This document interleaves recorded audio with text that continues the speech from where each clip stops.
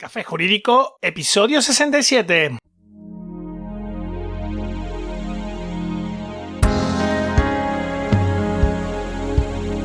Muy buenas tardes, bienvenido un día más, un martes más. Mi nombre es Juanma Delgado y esto es Café Jurídico, el espacio de divulgación jurídica donde en el tiempo que dura un café abordaremos novedades legislativas, interpretaciones de doctrina y jurisprudencia sobre distintas temáticas, aprenderemos a manejar herramientas para la eficacia y la productividad profesional y, en definitiva, nos acercaremos de una forma amena y distendida al sector jurídico.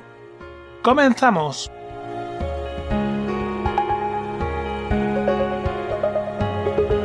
Quevedo decía que donde hay poca justicia es un peligro tener razón.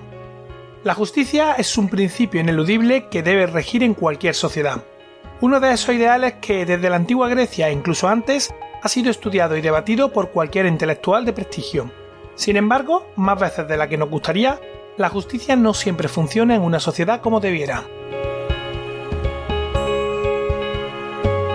En el siglo XVIII, Montesquieu defendió la separación de poderes, ejecutivo, legislativo y judicial, como fuerzas que se controlan y vigilan entre sí. Según su postura, para que uno no pueda abusar del poder, es necesario que el poder detenga al poder. En los últimos años, esta separación de poderes se encuentra en entredicho en España.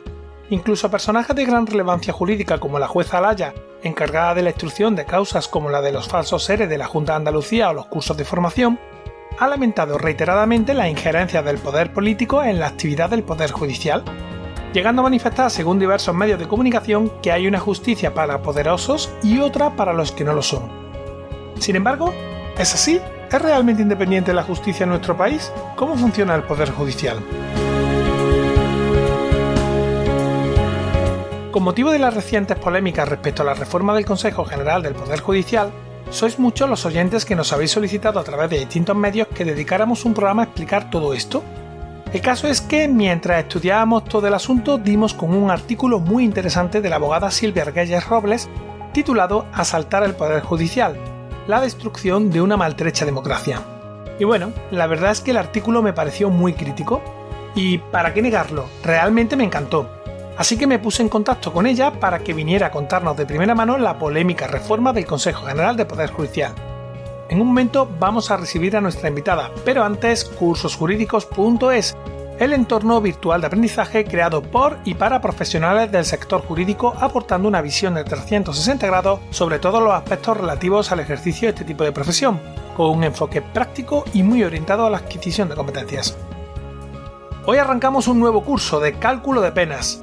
Bueno, más que un curso es un taller porque en tan solo 2 clases vamos a aprender todo lo necesario para calcular adecuadamente una pena. En la clase de hoy veremos el marco normativo y cómo afectan las atenuantes y agravantes a la hora de establecer la pena, aprendiendo la manera de calcular la pena superior o inferior en grado. Como ves, una clase muy práctica que no te debes perder. Lo mejor de todo es que por ser oyente de Café Jurídico puedes hacer este y otros cursos completamente gratis dándote de alta en el portal de cursosjurídicos.es y suscribiéndote al plan mensual con el código Café Jurídico, todo junto y en mayúsculas, con lo que vas a conseguir realizar el curso sin pagar absolutamente nada.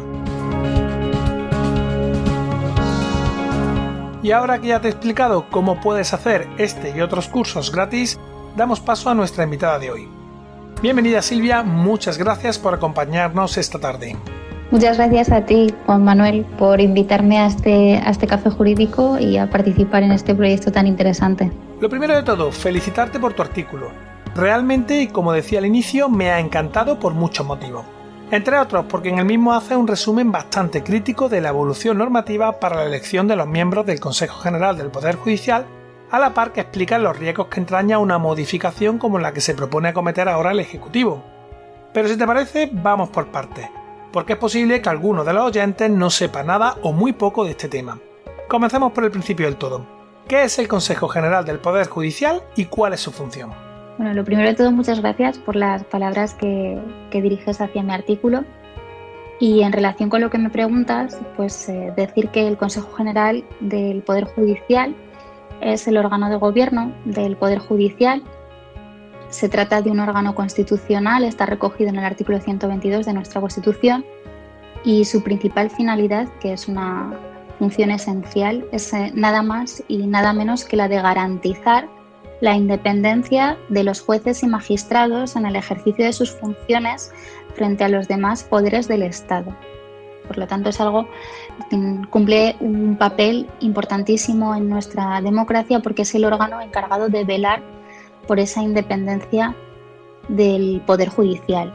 Las funciones que desempeña pues, tienen naturaleza administrativa y de gobierno, así como de régimen interior del Poder Judicial, y entre ellas pues podemos destacar decisiones de importancia y de gran calado, como es la elección del presidente del Tribunal Supremo, así como el presidente del propio Consejo, nombra a los magistrados del Tribunal Supremo y así como a los presidentes de tribunales y salas, y también se encarga de algo tan importante como son los ascensos dentro de la carrera judicial y también del régimen disciplinario de los jueces, así como de la inspección de los juzgados y tribunales. Así, a grosso modo, estas serían las principales funciones a destacar del Consejo General del Poder Judicial. Perfecto. ¿Quién lo compone y cómo se llega a formar parte del mismo según la normativa vigente? Estará integrado por el presidente del Tribunal Supremo, que a su vez es quien presidirá también el Consejo General del Poder Judicial, y a él estarán acompañándole 20 miembros que son llamados vocales, y estos vocales son elegidos por las Cortes Generales, es decir, por el Congreso y el Senado, entre jueces y juristas de reconocida competencia. Respecto a su presidente, este será escogido, designado por el Pleno del Consejo en su sesión constitutiva, ¿no? Y es elegido también entre miembros de la carrera judicial o juristas de reconocida competencia. Sin embargo, desde que se estableció en el artículo 122 de la Constitución no ha funcionado siempre igual el método de elección de sus miembros, ¿no? Efectivamente, pese a que el artículo 122 de la Constitución a lo largo de todos estos años no ha sufrido ningún cambio, sí que lo ha hecho, por contra, el método de elección de los miembros del Consejo General del Poder Judicial. Y ellos así, podríamos decir, porque este artículo deja un tanto abierta y una redacción un tanto en una de las partes de los miembros del Consejo General del Poder Judicial, un tanto ambigua esa redacción respecto a la forma que tienen que ser electos, ya que lo circunscribe a lo que diga la Ley Orgánica del Consejo General del Poder Judicial sin concretar nada más al respecto, ¿no? Entonces, para ello vamos a irnos específicamente a lo que nos cita, ¿no? el artículo 122 de la Constitución. Y lo que nos viene a decir es que, bueno, como decíamos, recapitulando, el Consejo General del Poder Judicial se compone de 20 miembros, ¿no? Esos 20 vocales. Bien, de estos 20 vocales, lo que nos dice el artículo es que 12 de ellos serán elegidos entre jueces y magistrados de la carrera judicial en base a lo que diga la Ley Orgánica.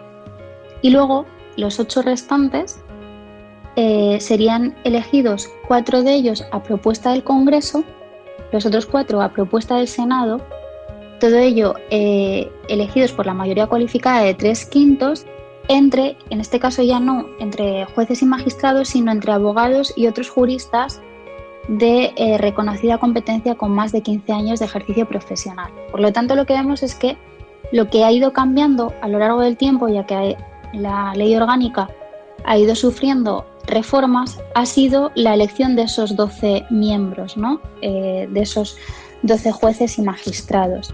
Y para ello, pues yo creo que es importante recapitular lo que decían la sucesión de normas, las anteriores leyes orgánicas que regulaban la composición del Consejo General del Poder Judicial. Bueno, inicialmente está la Ley Orgánica de 1980 y podemos decir que esta es la más respetuosa con la literalidad del artículo y con el sentir, ¿no?, que establece en la Constitución de independencia judicial y de que, como decíamos, este órgano de gobierno de los jueces, su principal función es la de velar por la independencia del Poder Judicial, ¿no? Entonces, en la Ley Orgánica de 1980, esos 12 jueces y magistrados son elegidos por sus iguales, es decir, son elegidos por los propios jueces y magistrados, pero en cambio Pues esta ley se modifica en el año 1985 bajo el gobierno del PSOE de Felipe González, aludiendo en este caso a que el Consejo General del Poder Judicial tenía un gran peso de jueces conservadores y pues para que hubiera una entrada también de una corriente de jueces progresistas, pues se decide cambiar la ley orgánica del Poder Judicial y en este caso se establece que 10 de los vocales, ya no 8 como nos dice la Constitución, sino que 10 de los vocales van a ser elegidos por las Cortes Generales y de ellos pues 6 serán escogidos, 6 entre jueces y magistrados y luego 4 de ellos entre abogados y juristas de reconocida competencia y todo ello con esta mayoría reforzada de 3/5. Bien, posteriormente pues llega la reforma en el año 2013, la reforma de la ley orgánica del Consejo General del Poder Judicial de Gallardón, bajo el gobierno del Partido Popular, y esta es la reforma de mayor calado, porque en este caso ya, contrariamente a lo que el propio Partido Popular llevaba en su programa, que era el volver otra vez a ese método de elección del año 1980, pues da un giro totalmente a lo que habían dicho y en este caso modifica la ley orgánica ya para que la elección completa de los 20 miembros del Consejo General del Poder Judicial sean elegidos todos ellos por las Cortes Generales entre Congreso y Senado, por esa mayoría, ¿no?, de 3/5. Vale. Ahora que ya sabemos cómo se eligen sus miembros y la evolución que ha habido hasta la fecha, ¿no crees que desde su inicio hasta ahora cada reforma ha supuesto un paso más hacia la politización de este órgano?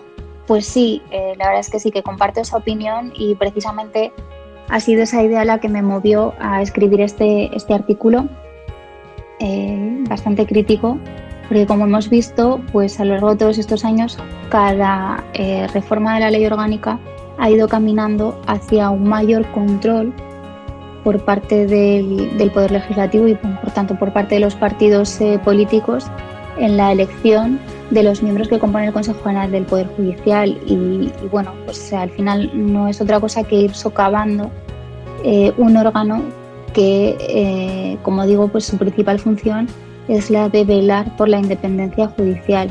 ¿En qué consiste exactamente la reforma que se propone llevar a cabo ahora el Ejecutivo?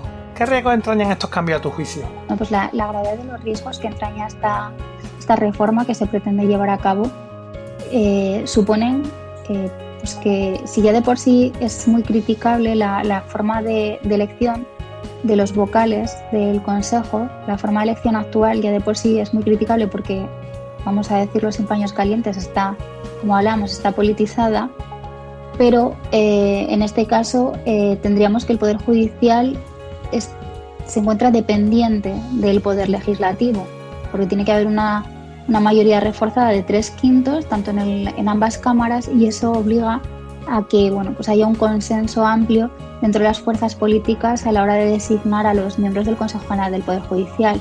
Pero con esta última reforma, donde se rebaja la mayoría, esa mayoría reforzada a una mayoría absoluta, pues se hace un traje a medida, ¿no?, de la mayoría que conforma el actual gobierno y por lo tanto vemos que en este caso lo que se pretende es que ya no, el Consejo General del Poder Judicial ya no sería dependiente del Poder Legislativo, sino que directamente pasaría a las manos del Poder Ejecutivo.